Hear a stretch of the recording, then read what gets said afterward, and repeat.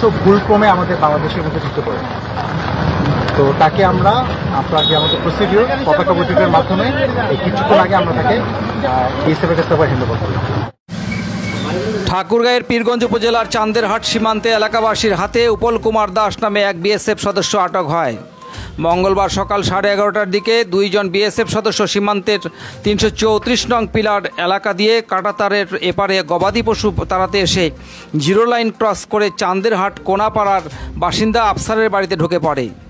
এ সময় এলাকাবাসী তাদের ধাওয়া করে, একজন পালিয়ে গেলেও অপরজনকে আটক করেন তারা।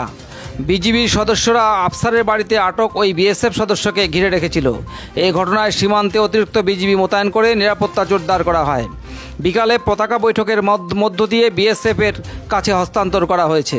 সীমান্তের 334-এর 7S পিলার এলাকায় জিরো লাইনে অনুষ্ঠিত পতাকা বৈঠকে বিজিবির পক্ষে দিনাজপুর বিজিবির সেক্টর কমান্ডার আরিফুল ইসলাম নেতৃত্ব দেন। বিএসএফের এক মধ্য গৌরীপুর ক্যাম্পের ইনচার্জ সহ তাদের ঊর্ধ্বতন কর্মকর্তারা এ সময় উপস্থিত ছিলেন। দিনাজপুর 42 বিজিবির অধিনায়ক লেফটেন্যান্ট কর্নেল আহসানুল বিষয়টি নিশ্চিত করে জানান, বিএসএফের ঊর্ধ্বতন কর্মকর্তাদের উপস্থিতিতে পতাকা বৈঠকের মাধ্যমে আটক বিএসএফ সদস্যকে ফেরত দেওয়া হয়েছে।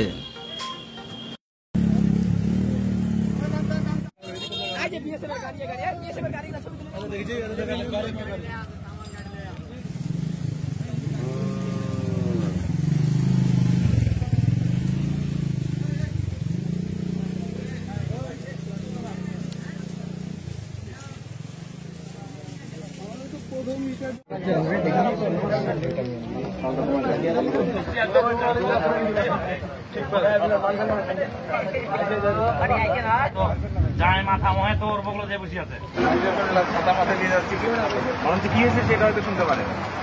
আমরা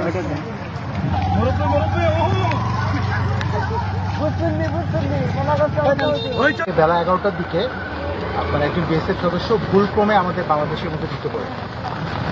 তো তাকে আমরা আপনার যে আমাদের প্রসিডিওর পতাকা বৈঠকের মাধ্যমে কিছুক্ষণ আগে আমরা তাকে বিএসএফ এর কাছে হ্যান্ড ওভার করি। আচ্ছা, আপনার পুরো নামটা নাহলে ভুল হোক। বাংলাদেশের জমিতে কাজ করতেছিল, গরু ছাগল নিয়ে বাংলাদেশের জমিতে কাজ করতেছিল। কাজ করার সাথে সাথে সেই সময় তাদের বিএসএফ তাদের গেট খুলে পরক্ষণে তাদের বাংলাদেশের আমাদের যে সাধারণ পাবলিক তাদেরকে এমন ধাওয়া করছে, ধাওয়া করে মনে করেন একবারে বাংলাদেশের শূন্য লাইনে, মানে আমাদের বাড়িতে যেটা আমাদের বাড়িঘর, তারা সেখানে হামলা দিতে আসছে। সে হামলা মানে কি একবারে লাঠি শটা নিয়ে বিএসএফ লাঠি অস্ত্র, একজনের কাছে অস্ত্র ছিল এবং বিএসএফ এর সেই যে বিএসএফ কে আমরা ধরছি, জনগণ ধরছে আমাদের ধরে সৈন্য বিজিবিকে আমাদের চান্দর ক্যাম্পের বিজিবিকে আমরা ফোন দিয়ে বিওপি আসে ঝাঁপে ধরে ইন্ডিয়ান বিএসএফ কে বর্ডার রক্ষী বাহিনীকে যখন ধরে তখন আনে বাসায় থয়, তারপর 2-4 মিনিট পরেই এইদিকে রাস্তায় আনে, সঙ্গে খবর দেয় আমরা চান্দর বিজিবি ক্যাম্প থেকে ওরা 8-10 জন লোক আসে জবানবন্দি। তারপরে খবর দিল দিনাজপুর সেক্টরে, ওখান থেকে কোম্পানি কমান্ডার এবং সিও সাহেব আসে, এই মিটিং করলো, ফ্ল্যাগ মিটিং করলো, বিশাল ধরনের ফ্ল্যাগ মিটিংয়ের সময় প্রচুর পরিমাণ এখানে বৃষ্টি হচ্ছিল, ছাতা নিয়ে মিটিং করলো প্রায় 2 ঘন্টা যাবৎ। ঘটনাস্থলে কোনো কাপড় মারা ডেঙ্গা কিছু করা হয়নি, সুখালিসে আনন্দের সহিত ঘটনা মিছিল করে এই বাংলাদেশের বিজিবি চলে গেল। গেলাম এখানে দেখতে গেলাম। কি দেখলেন? মানে ওই বিএসএফ যে আটক করা হয়েছে, ওই বিএসএফ কে পাবলিক বিজিবিকে দিচ্ছে, বিজিবি হেফাজতে দিচ্ছে। বিজিবি এখন মানে ওই সীমান্ত লোকে আর এই লোকে আর সমাধা হলো, বিএসএফ দিয়ে দিচ্ছে। বিএসএফ ভারত, আমরা সীমান্তে ঘাস কাটতে গেছিলাম, তাতে ভারতের বিএসএফ গেট খুলে চলে আসে। আসার পরে আমাদেরকে পিটার দেওয়ার পরে একদম বাড়ি চলে আসে, আমাদের বাড়ির এখানে পাশে দুয়ারে চলে আসে। আসার পরে আমরা তখন বিএসএফকে ঘোরামেলা করছি। বিএসএফ একজন আমার উপর লাঠি উঠেছে আমাদের উপর, তো বিএসএফকে আটকে দিছি। আটকে দেওয়ার পরে বিজিবিকে ফোন দিছি, বিজিবি আইসে।